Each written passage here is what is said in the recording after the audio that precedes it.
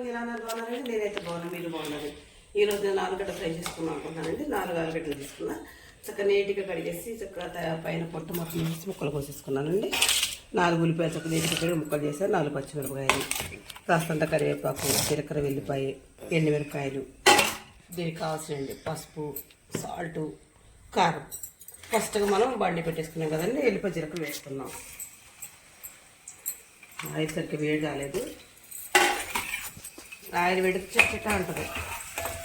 అంటే వెల్లిపాయ జీలకర్ర వేసా కదండి. తర్వాత వచ్చేసి ఎండుమిరపకాయలు వేస్తాను, తర్వాత కరివేపాకు,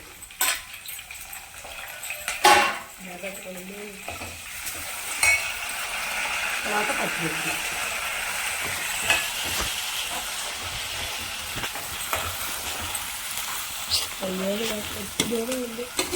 నెక్స్ట్ పచ్చిమిర్చి ఎర్రగా వేసుకొని ముక్కలు మంచిగా, అప్పుడు ఆలుగడ్డ ముక్కలు వేసుకున్నామండి. ఇప్పుడు కొద్దిగా పసుపు, సాల్ట్ వేసుకుందామండి. పసుపు లైట్గా వేసానండి, పసుపు వస్తుంది. కొద్దిగా సాల్ట్ చల్లేసాను. చక్కగా ఈ పసుపు ఉప్పు వేసాను కదా, సాల్ట్ వేసాను కదండి. కొంచెం చక్కగా చిన్న మంట మీద చక్కగా మంచిగా మగ్గనిచ్చుకుందాం. లాస్ట్ చిన్న చిన్న ముక్కలుగా కోసాను కదా, అడుగంటిపోతాయండి. కొంచెం చక్కగా పసుపు సాల్ట్ వేసాను కదండి. కరివేపాకు, ఎండుమిరకాయలు, ఉల్లిపాయ, పచ్చిమిరకాయ, జీలకర్ర, వెల్లిపాయ మొత్తం చక్కగా మంచిగా గ్రేవీగా ముక్కలు పెట్టేస్తున్నాయండి.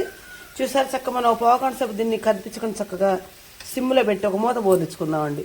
ఈ మూత పోదిస్తే కొంచెం ఆవిరిలాగా చుక్కలు పడతాయి కదండి, ఆ చుక్కలకి ముక్క మెత్తబడిపోతుంది. చక్కగా అటు ఫ్రై కాదు, ఇటు కూర కాదు, మధ్య మీడియం సైజులో చక్కగా ముక్క నలగకుండా చెదిరిపోకుండా ఉంటుందండి. ఒక్క 10 నిమిషాలు ఉంచుకుందామండి.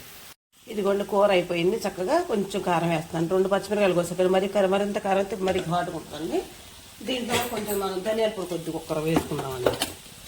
మసాలా పొడి గట్ట కాదు, ఓన్లీ ధనియాలు సెగ చేసేయండి. సెగ అంటే వేడి చేసి చక్కగా నేనైతే ఈ విధంగా చేసుకుంటానండి ఆలుగడ్డ ఫ్రై. అది ఫ్రై కూడా కాదు, కూరగా చెప్పా కదా, మధ్యలో కూర కాదు, ఫ్రై కాదు, దిగురు కూరలా చేశానండి.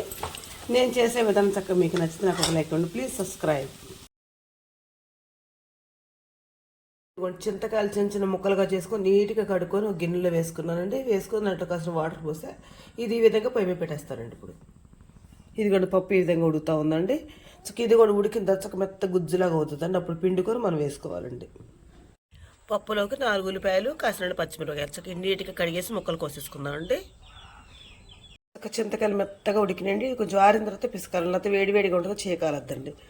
అది కూడా పప్పులో పసుపును, గల్లుప్పు వేసానండి, పచ్చిమిరకాయలు, ఉల్లిపాయలు.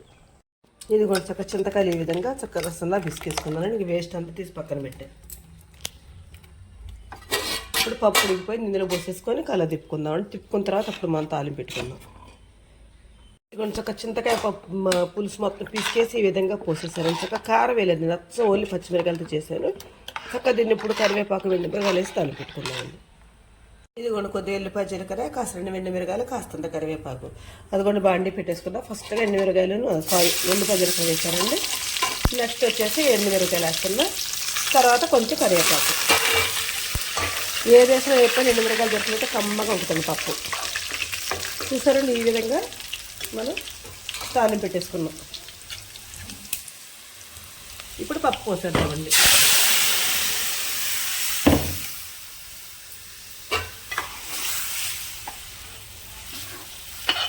ఇదిగోండి చక్కగా మన చింతకాయ పప్పు చూసారు ఎంత మంచిగా రెడీ అయిందో. చక్కగా పచ్చి చింతకాయలతో చింతకాయ పప్పు రెడీ. నేను చేసే విధానం మీకు నచ్చితే నాకు ఒక లైక్ ఇవ్వండి. Please subscribe.